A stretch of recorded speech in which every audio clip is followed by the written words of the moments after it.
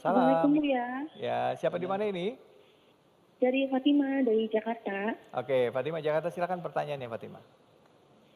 Bu ya, saat Idul Fitri dikatakan kita kan sudah kembali dalam keadaan suci. Nah, apa itu yang dimaksud dengan pensucian tersebut Bu ya? Nah, karena selepas Idul Fitri kan biasanya kita tak lepas dari dosa. Artinya ada sesuatu nih yang belum sepenuhnya suci. Jadi apakah yang dimaksud dengan pensucian tersebut? Baik. Terima kasih Bu ya. Ya, makasih Mbak Fatima. Silakan. Terima kasih. Itu maksudnya bukan memastikan Anda atau kita sudah suci. Artinya berharap semoga dengan Idul Fitri ini kita telah kembali kepada suci. Karena Anda telah menghadap kepada Allah dengan sholat Anda, taraweh Anda, puasa Anda. Kemudian di hari raya Anda menjalin hubungan baik dengan sesama. Maka Anda semoga ini termasuk menjadi kembali kepada fitrah. Jadi pengharapan ya, iya, Bu, makna ya? doa.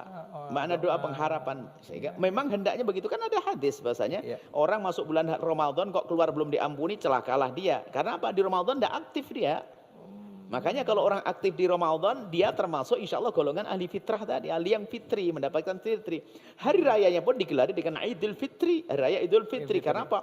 Di hari itu kita beribadah kepada Allah, di bulan pengampunan, dosa dihapuskan oleh Allah. Karena kita serius, urusan dengan manusia kita baik, indah dengan sesama, indah dengan istri, suami, keluarga Allah. Maka fitri, bersih. Seolah-olah kita sudah bersih dari dosa. Nah, seperti itu maknanya. Itu pengharapan. Pengharapan. Kita ya, Bu ya. Baik Bu ya. Tentunya bagi yang berjuang di dalamnya mendapat. So, Ramadan adalah bulan pengampunan. Apakah setiap masuk Ramadan diampuni? Ya enggak dong. Iya. Yang berjuang dong. Yang berjuang. Jadi jangan kayak ingat waktu di awal kita sempat bicara gitu, nggak pernah ikut puasa, nggak pernah ikut sholat malam, baca Quran nggak pernah, terus juga sama orang hubungan yang nggak baik, toto ikutan lebaranan, ikutan Idul Fitri katanya gitu. Nah, artinya ya kita gini loh, sebetulnya kita menyempurnakan jalinan kepada Allah dan jalan kepada manusia. Iya. Yang puasa di bulan Ramadan itu kan menjalin hubungan baik dengan Allah.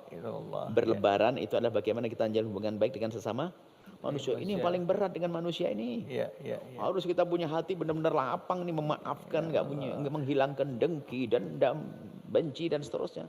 Ini yang paling penting. Iya. Coba kita refresh lagi Bu ya tentang 5 identitas tadi dan juga bagaimana kita bisa menjaga keistiqomahan ke depan, rambu-rambu apa saja yang harus kita perhatikan. Jadi sebetulnya kami hanya ingin menghadirkan satu rambu-rambu. Kan kita mulai dari awal belajar ilmu akidah. Membersihkan hati, hubungan dengan sesama dan sebagainya dengan Allah. Maka ini harus ada rambu-rambu dan peraturan-peraturan yang kita patuhi.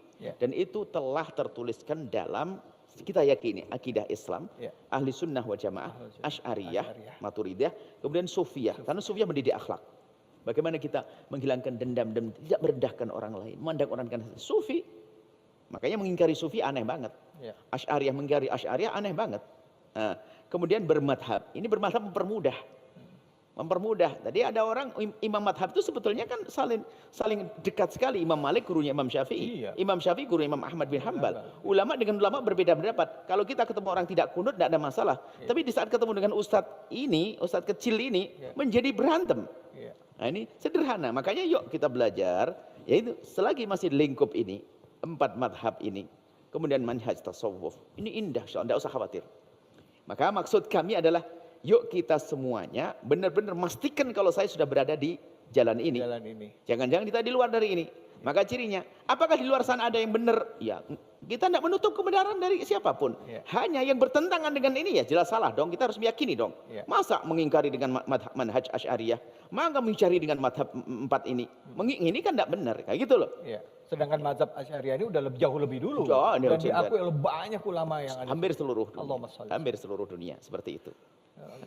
Jadi intinya pun demikian, setelah itu Imam Abu Asy'ari mengatakan kita tidak gampang mengkafirkan orang, mencaci orang juga jangan, gampang menghina. Tapi kita punya manhaj. Ingat bahwasanya kepada semuanya pemirsa di mana berada, ciri Islam yang benar yang kami sebutkan dengan identitas 5 adalah dia adalah indah. Yang tidak indah bukan bagian dari Islam. Ada tasawufnya, ada manhaj Asy'ari tadi, ada bermadhab, kemudian juga akidah Islam. Saya ulang, hafal semuanya. Islam, ahli sunnah wa jamaah, Asy'ariyah, Maturidiyah, tasawuf, bermadhab.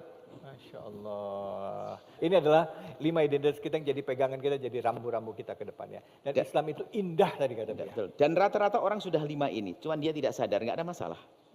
Kalau kita ke kampung-kampung, soalnya mereka sudah ini. Sudah ini. Kalau tiket Imam Ahmad Syafi'i, sifat 20-nya Iya. Kenal Imam Ghazali dengan ihya'nya dan sebagainya. Tasawuf sebenarnya semuanya. Cuman makanya sengaja kita pasang rambu-rambu gini, kenapa? Ada orang mencoba merusak ini semuanya. Yang sudah indah jadi rusak karena muncul orang-orang aneh ini. Masya Allah. Baik Buya, terima kasih. Menyaksikan video ini, jangan lupa berselawat kepada baginda Nabi Muhammad sallallahu alaihi wa alihi wa sahbihi wasallam.